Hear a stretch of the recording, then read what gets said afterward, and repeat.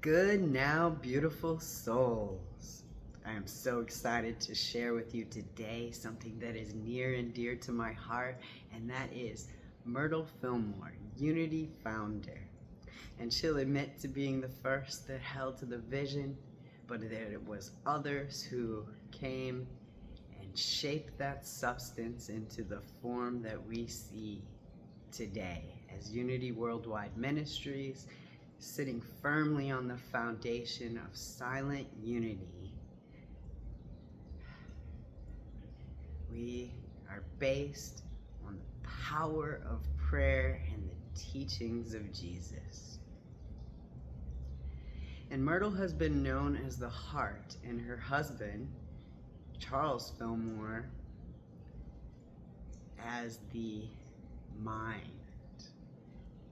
But I see Myrtle as both heart and mind, but I see her as the demonstrator, the quiet demonstration behind the scenes in her beingness. It caused others to see what she was doing and want some of that and go forth for their own. So she was happy to share the teachings and the things she learned as it saw helpful, but she did not push it on other people.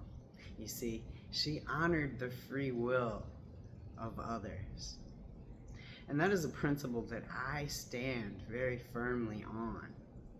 Because God didn't make automatons, as she put it in her letters, as she wrote decades of handwritten letters to those where she poured her heart and listened to others and developed a relationship with them. And so in a letter she wrote that God didn't create automatons. No, we were given free choice, free will choice. And she encouraged others to use it aligned with God's will and the highest and best for all. But she honored the free will of others and let people be where they were. Let them come as they are and let them unfold the God in them from the expression of their own soul. And that all others have the freedom to do this. And I think that allowed her to live harmoniously with others and have such beautiful relationships.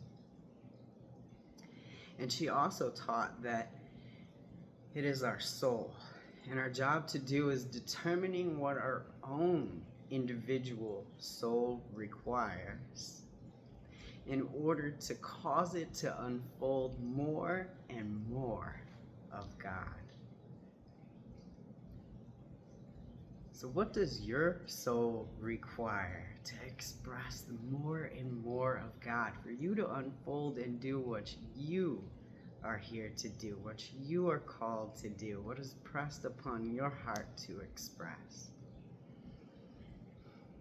And she also likened it to the example of a mother, We can have our idea of who we think our kids should be or what their potential is or who they'll grow up to be, but in the end, it is their own unfolding of their own soul, of who they have come here to be.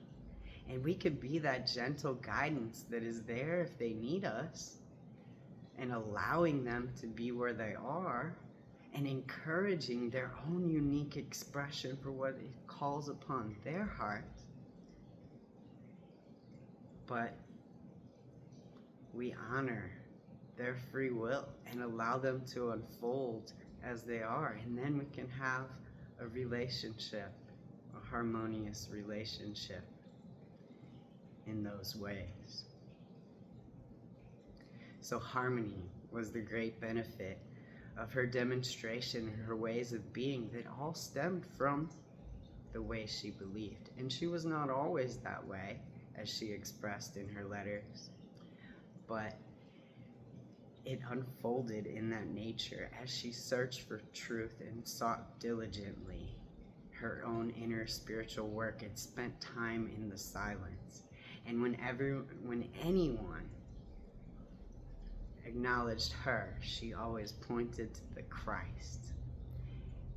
and that it is the Christ in the midst of you. It is God in the very midst of you that does the work. Blessings. Much love.